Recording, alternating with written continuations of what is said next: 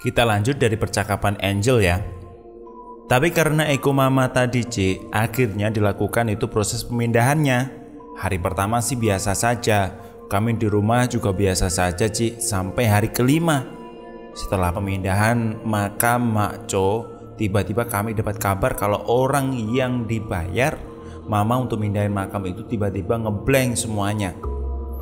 Ngeblank gimana maksudnya? Ngeblank gitu. Duh gimana kok maksudnya ya? Maksudnya tuh mereka waktu bangun tidur tiba-tiba kayak orang ngeblank gitu, melek tapi nggak ngapa-ngapain, cuma di atas kasur. Badannya kaku tapi matanya melek. Ada 3 orang tuh yang begitu. Tapi malah mama ngiranya mereka bohongan karena mau minta tambahan gaji. Jadinya mama cuekin kabar itu. Terus mama cari orang lain. Dapatlah itu 3 orang lagi. Singkat cerita, makam Macos udah bisa dipindahin ke lokasi baru. Masalah pembayaran semua sudah kelar. Lokasi sudah ditata rapi, sudah ditutup rata. Malamnya Kong Lim kejang-kejang Vi. Kita nggak tahu apa penyebabnya. Terus langsunglah kita bawa Kong Lim ke IGD. Yang berangkat itu aku, Mama, Angel, Ignita sama Om Lucky. Papa, Tommy sama Kenny nunggu di rumah. Baru saja sampai IGD, Mama baru ngurus administrasi, tiba-tiba Kenny nelpon Angel. Katanya papa jatuh dari kasur terus teriak-teriak. Karena panik dan mereka masih kecil-kecil gak bisa apa-apa, aku sama Angel langsung inisiatif pulang ke rumah untuk ngecek papa. Sampai rumah beneran papa masih di bawah kasur dan masih teriak-teriak gak jelas gitu. Aku pikir papa kesakitan kan, langsung aku bawa tuh ke papa sama Tommy dan Kenny sekalian. Kebetulan malam itu harusnya si Sinta, anaknya Ignita yang paling gede, pulang ke sini karena dia kan kuliah di Singapura. Sengaja terbang malam supaya pulang langsung bisa tidur kan. Kita nggak ada kepikiran mau ngabarin kalau kita semua ke RS, saking paniknya. Baru sampai di RS nih, udah ada telepon lagi dari Sinta. Dia nyariin kita, katanya dia sudah sampai rumah. Tapi karena capek juga bolak-balik, akhirnya kita suruh Sinta nyusul kita naik ojol ke rumah sakit. Setengah jam kemudian Sinta ngabarin kita kalau dia menuju ke rumah sakit naik ojek pangkalan karena udah lama banget nyari ojol gak nyangkut-nyangkut aplikasinya. Karena papa dan Kong Lim sudah ditangani dokter, aku, Mama, Kenny, Tommy, Angel sama Ignita dan juga Om Lucky nunggu di depan IGD sambil dengerin cerita kronologi dari Kenny sama Tommy. Kenapa papa bisa jatuh? Mereka bilangnya sih gak tahu karena memang mereka pada nonton TV di ruangan keluarga. Terus dari jauh kita dengar suara ambulan. Kelihatan banget tuh deh, itu ambulan ngebut banget buru-buru masuk ke dalam area IGD. Perawat dari IGD udah mulai pada keluar bawa ranjang gitu sama ada beberapa alat ya buat pompa pernapasan. Kita cuma cuek aja, cuma minggir ke tempat yang lebih aman karena takutnya kita ganggu pekerjaan perawat lain kan. Di belakang mobil ambulan itu ada mobil pickup polisi ya gitu kan, ngangkut motor sama orang juga. Oh ada kecelakaan, pikir saya gitu. Terus di depan IGD itu ada salah satu polisi berdiri sambil mencet HP. Terus dia nelpon lah. Terus HP ku bunyi. Gue lihat cuma nomor doang karena nggak diangkat-angkat, berisik kan tuh ringtone HP.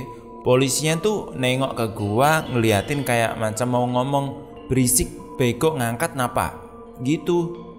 Terus gua angkat tuh telepon. Anehnya gua sama pak polisi itu masih tatap-tatapan gitu, ngerti nggak?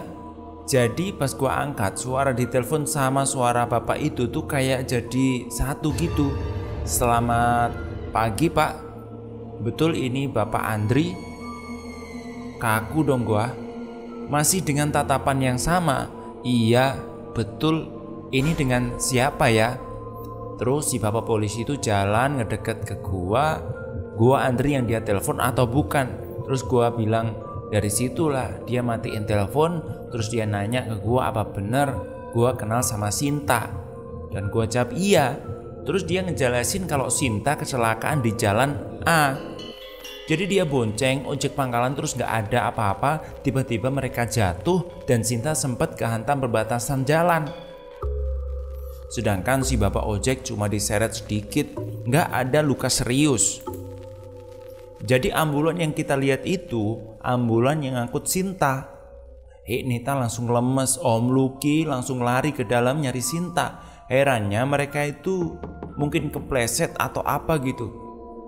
Tapi Sinta itu bisa kepental sekitar 8 meter sampai akhirnya menghantam pembatas jalan. Dan sialnya Sinta nggak pakai helm. Helmnya dia cantolin di tangan.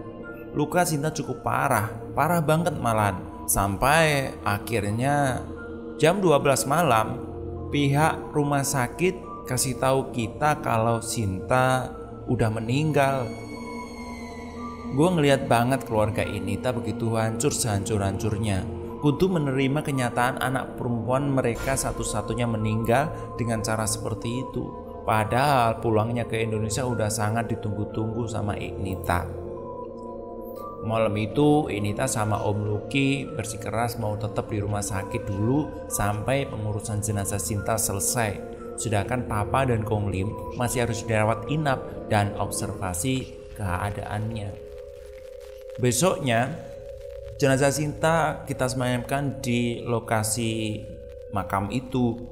Nita masih lemes banget, sedangkan Om Lucky kelihatannya masih berusaha menerima kenyataan. Lihat banget lebih tegar, tapi gue tahu dia juga hancur. Hari itu juga ternyata Kong Lim sudah boleh pulang. Kong Lim gak langsung ngajak ke tempat persemaian karena gue pikir Kong Lim mendingan istirahat di rumah. Sepanjang perjalanan di rumah sakit ke rumah, Kong Lim gak bicara satu kata pun sampai kita ngelewatin sebuah makam. Kong Lim bilang, "Oh, udah diperingatin lu orang, tapi gak ada yang dipercaya. Gue punya omongan." Gue bingung dong. Waktu gue tanya ada apa, doi gak mau ngomong apa-apa lagi, tapi gue diem aja. Terus waktu pemakaman Sinta, gue sedih kalau ingat Sinta, Vi. Tuh anak baik banget, nurut anaknya, gak pernah aneh-aneh. Waktu pemakaman itu Mama jadi orang yang terakhir yang menabur bunga ke makam Sinta. Tiba-tiba Mama jatuh. Terus waktu bangun kondisinya bungkuk dan tangan kanannya mendadak kaku gitu. Setelah selesai pemakaman kita bawa Mama ke dokter. Kata dokter itu stroke ringan. Tapi gue yakin ada yang gak beres di sini. Apalagi waktu kami pulang dari dokter, lagi-lagi kami dapat kabar 3 orang yang memindahin rumah makam Cho itu kejadian yang sama dengan 3 orang pertama. Di situ udah gue yakin deh, udah nggak beres ini, bener-bener nggak beres, Vi. Sekarang gue tanya deh, Vi, lu bisa nggak ngeliat apa yang ada di sini? Gue bukannya mau nganggep lu dukun ya, Vi, cuman gue mau berurusan sama orang yang gak kenal takutnya mereka manfaatin keluarga gue, Vi. Tapi kalau lu gak bisa atau gak mau, gue gak maksa, Vi. Gue cuma udah capek sama kondisi keluarga gue sekarang. Viola langsung menjawab, sebelumnya gue turut berduka cita atas semuanya ini. Sejujurnya gue lagi dipagerin supaya gak terlalu berurusan dengan mereka. Mengingat gue udah mau merit, jadi untuk menghindari hal yang tidak diinginkan, gue dipagari, dibatasi akses untuk berurusan dengan hal mereka. Tapi setidaknya gue akan coba minta izin untuk segera melihat ada apa di sini ini. Kemudian saya mencoba untuk berkonsentrasi dan berdoa serta memohon izin untuk melihat apa yang terjadi di rumah Andri. Dengan tulus dan tanpa paksaan, saya meminta untuk diberi akses supaya setidaknya saya bisa mencarikan solusi untuk keluarga Andri. Sekitar 10 menit saya berkonsentrasi, berdoa dan mencoba untuk lebih fokus. Saya dikagetkan dengan hembusan angin di tengkuk sebelah kiri saya. Sudah diperbolehkan mungkin. Perlahan saya buka mata. Dan betapa terkejutnya saya melihat ada 4 sosok di depan wajah saya persis. Bisakah kalian bayangkan Kalian sedang memejamkan mata, lalu ketika kalian buka mata kalian, ada 4 sosok di depan wajah kalian dan 1 sosok yang sedang melotot hingga bola mata seakan-akan hampir keluar dari rongganya. 1 sosok dengan wajah sangat keriput yang rahangnya menganga sampai hampir terlepas dan bahkan kalian bisa melihat tenggorokannya penuh dengan belatung. 1 sosok lagi setengah wajahnya rusak dengan tetesan darah kehitaman dari hidungnya, dan 1 sosok yang berwajah tua dengan kulit pucat dan tatapan mata yang tajam seolah menunjukkan ketidaksukaannya dengan kehadiran kalian di situ. Yang kalian bayangkan itu adalah yang saya rasakan, ngeri, takut, panik, dan bercampur mual. Air mata sudah tak terlahan di tepuk mata, menunggu saya berkedip untuk menetes. Bahkan saya kaku sekaku-kakunya, tidak bisa berdiri, tidak bisa berlari, bahkan untuk berteriak pun suara saya tertahan di tenggorokan.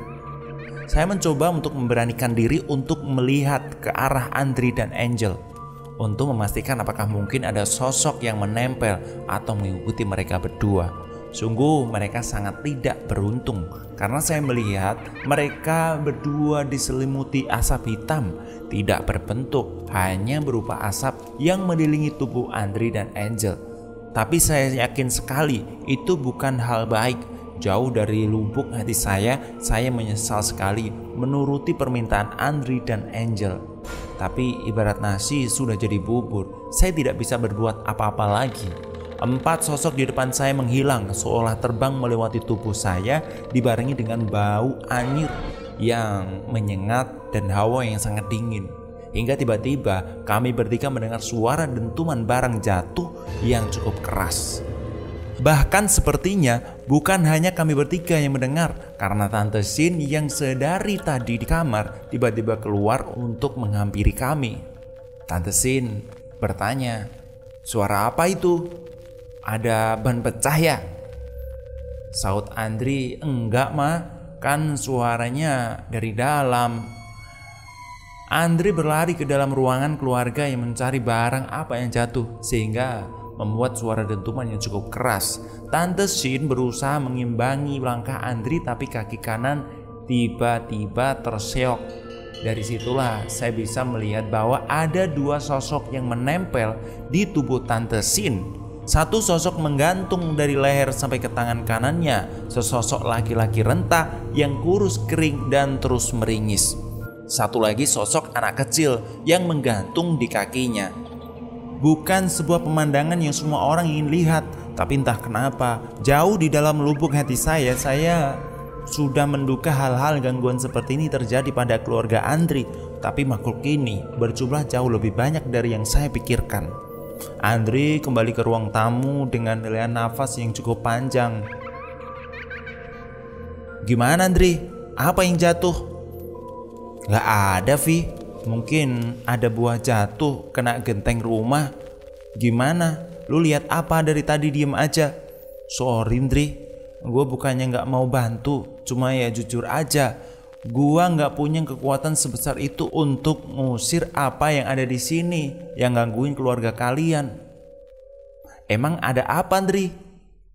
Emang ada apa Vi?" "Kayaknya ada hubungannya sama proses pemindahan makam keluarga lu.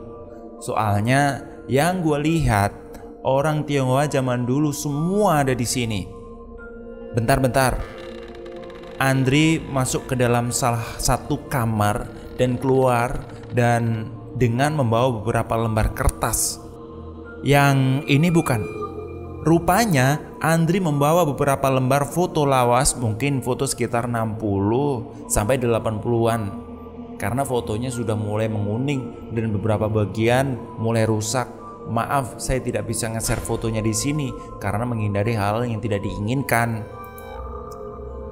Saya mengamati satu persatu orang yang ada di foto tersebut dan betapa terkejutnya saya bahwa benar ada beberapa makhluk yang sama persis dengan yang ada di foto lawas itu. "Wo izin gausu gua nili ni wang huo kinzan ni yao jinghan wo guo." Kong Lim tiba-tiba berkata gitu. Yang artinya gini, saya sudah bilang kan, kalian bermain api dan sekarang kalian tanggung akibatnya karena api itu sudah membakar seluruh rumah ini. Kong Lim mengejutkan kami dengan tiba-tiba berbicara dengan nada tinggi yang terdengar sangat marah dengan bahasa Mandarin yang bahkan kami tidak paham. Saya memasang raut wajah bingung hingga Kong Lim berjalan pelan mendekati saya dan berkata, "Mereka harus terima karma dari perbuatan mereka. Lu kalau mau selamat, mending lu buru-buru pergi dari sini." Tapi kemudian Kong Lim menyaut, "Lu kalau mau tahu, lu tanya sama mereka deh." Angel kemudian menyaut, "Kong, udah yuk. Kong istirahat aja, nanti Kong kumat lagi kalau kecapean." Angel mengantarkan Kong Lim ke kamarnya, meninggalkan saya dan Andri dalam keheningan. Saya masih ragu-ragu apakah saya harus melanjutkan keingintahuan saya dan Andre atau tidak. Di situ saya merasa takut dan rasa ingin melindungi dari dalam diri saya. Saya pun memutuskan untuk membuka komunikasi dengan salah satu dari mereka dan meminta izin pada Andri untuk menggunakan kamarnya. Andri mengizinkan dan mengantarkan saya ke dalam kamar, lalu menunggu di luar karena saya ingin fokus dan tidak ingin membuat Andri ketakutan.